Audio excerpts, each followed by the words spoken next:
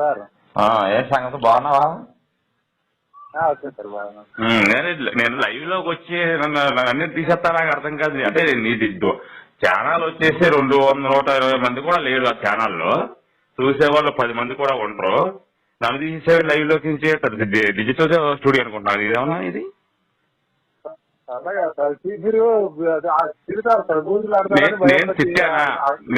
నేను అడిగానా తిట్టానా? కాదు, నువ్వు అనుకోవడం ఏంటి? అంటే అంటే నీకు నువ్వే అనుకుంటావా? బైబిల్లో ఇలా ఉంది, రామాయణం ఇలా ఉంది, నీకు నువ్వు అనుకోవడం కాదు కదా. రెండు గ్రంథాల కోసం నువ్వు డిబేట్ పెట్టినప్పుడు ప్లస్ ఏంటి మైనస్ అని చెప్పే రైట్స్ మాకు లేవా?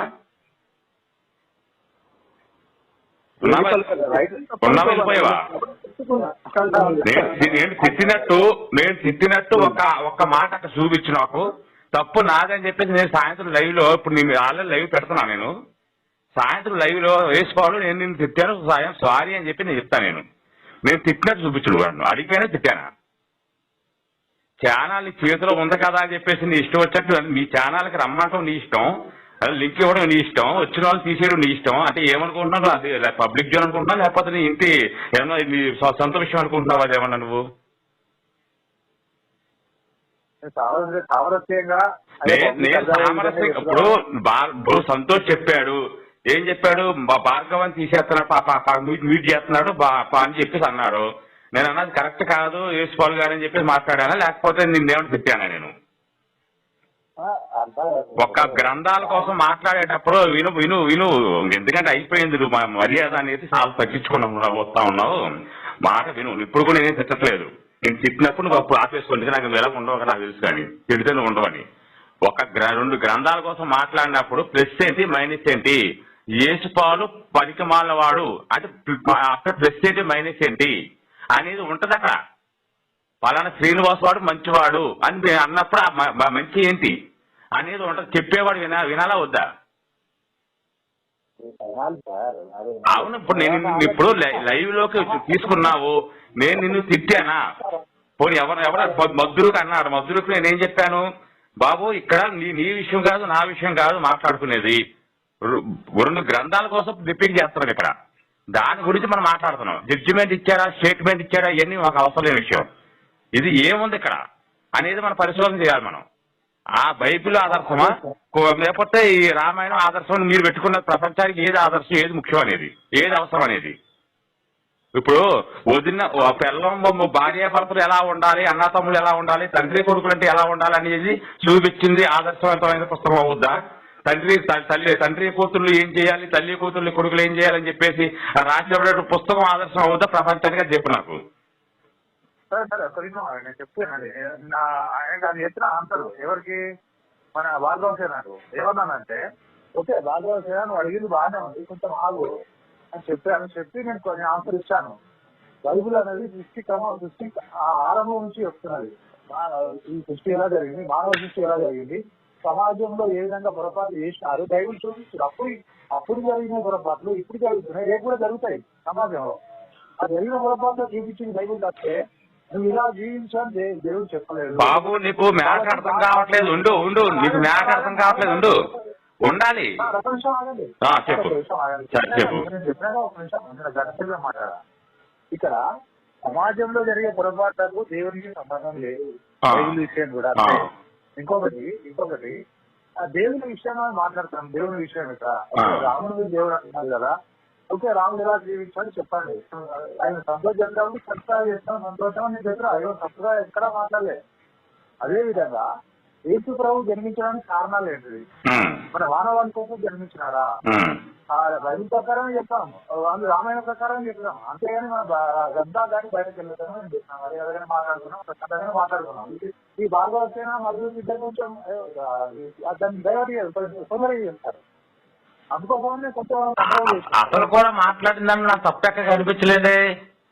ఇప్పుడు ఒకటబ్బా రెండింటిని పక్కన పెట్టాము. ఒక విషయం ఇచ్చా నీకు, ఏంటి ఒక కాఫీ లేకపోతే పాలు ఆర్టిక్స్ కలిపి ఒక 2 పక్కన పెట్టండి. ఏది తీసుకుంటున్నావు నువ్వు? విషయం తీసుకోలేవు కదా. తీసుకోలేము. కాకపోతే అక్కడ ఏంటంటే విషయం ఎలాగ ఉంది, అది విషయం ఎలా తయారైందని కూడా చెప్పాలి అక్కడ మనం.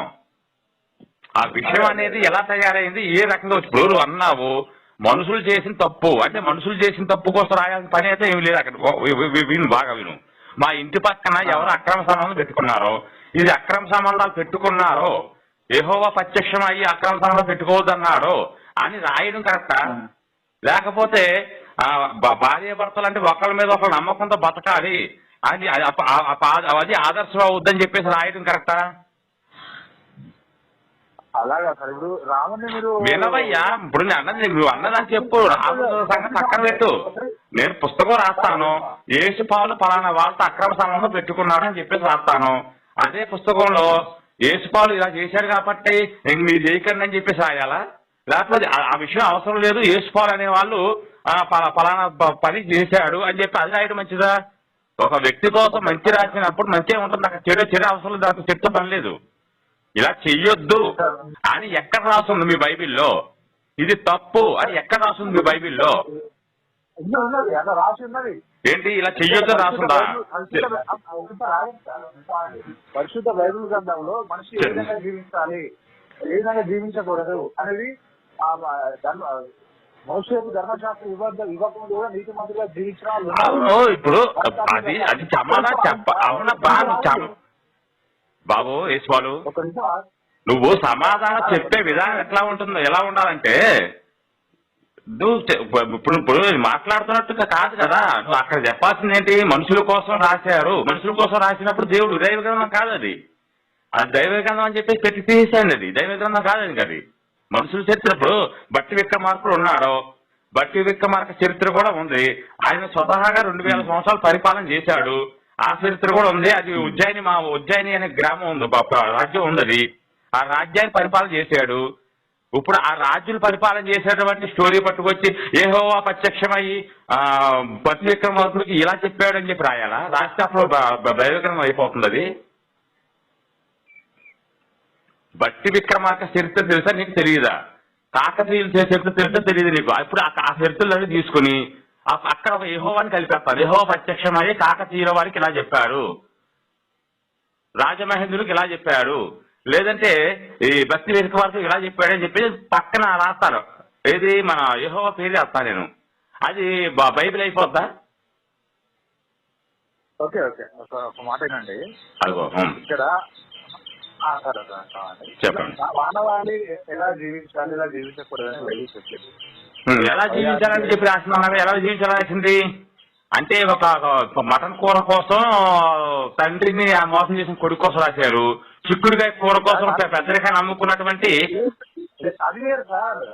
ఏదైనా కూడా అంత కూడా మనుషుల కోసం రాసిందే కదా, దేవుడి కోసం ఎక్కడ రాశారు? బాబు వీణు ఫస్ట్ విను, వింటూ నేర్చుకో. నువ్వు ఎందుకు లైవ్ లోకి వచ్చినా ఆధారపడిపోతావు, ఫోన్లోనూ ఆధారపడిపోతావు? ఎందుకు చెప్పేది విను. అక్కడ ఇప్పుడు ఒక కుటుంబం ఉంది, ఆ కుటుంబం కొడుకు ఎలాగున్నాడంటే తండ్రికి ప్రేమగా ఉన్నాడు, చిన్న కొడుకు తల్లికి ప్రేమతో ఉన్నాడు. ఇప్పుడు పెద్దరికాయలు అమ్ముకోవడం కోసం అని చెప్పేసి తండ్రిని మోసం చేశాడు, చిక్కుడుకాయ కూర కోసం నమ్మకాన్ని ద్రోహం చేశాడు. అంటే ఇది ఆదర్శమా ప్రపంచానికి? కుటుంబంలో జరిగే విషయాలు, కుటుంబంలో జరిగిన విషయాలు ఇక్కడ ఎందుకు పెట్టావు? ఇక్కడ ఎందుకు చెప్పుకుంటున్నావు? బైబిల్ రాసుకుంటున్నావు. బైబిల్ ఒక్క నిమిషం చిన్నపిల్లల బతిమాలతో భలే బతిమాలతావు. చెప్పు.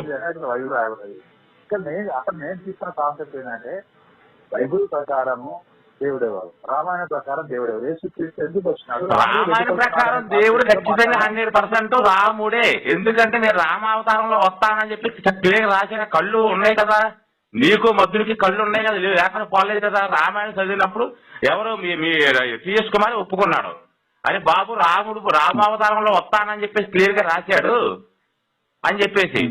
రామావతారంలో వచ్చాడని చెప్పి విష్ణుమూర్తి రాశాడు కదా, అక్కడ క్లియర్ గా ఉంది కదా, ఆయన చెప్పాడు కదా. నేను కూడా అదే చెప్పాను సార్, రామావతారం విష్ణావతారమే రామావతారం, నేను కూడా అదే చెప్పాను. మరి ఇంకా దేవుడు అనేది ఇంకా ప్రత్యేక చెప్పేది ఏంటి? అక్కడ రామావతారంలో వచ్చి నరుడు ఎలాగైతే కష్టాలు పడతారో అది ఆదర్శంగా నేను ఆ కష్టాలు నేను కూడా అనుభవిస్తాను అని చెప్పేసి ఆయన మాకు ఆదర్శంగా నిలబడ్డారని చెప్పి క్లియర్గా చెప్పి కదా, రాష్ట్రం క్లియర్గా ఉంది కదా. ఇంకా నీకు డౌట్ ఏంటి? బాబు యేసువాలు నువ్వు చాలా తెలివైన అని చెప్పి అనుకుంటున్నావేమో, నువ్వు తెలివైనోడి కాదు.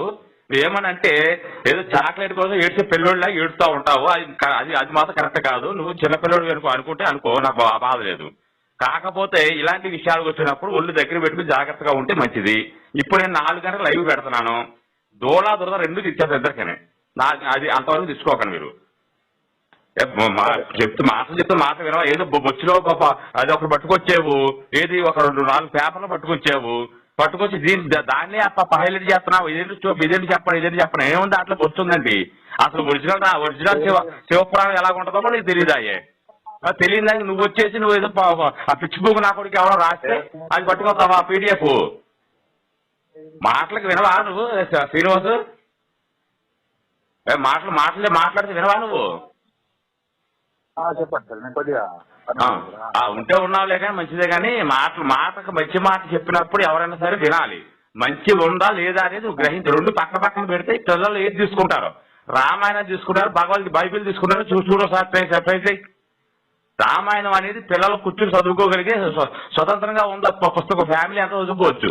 మీ బైబిల్ ఉందా?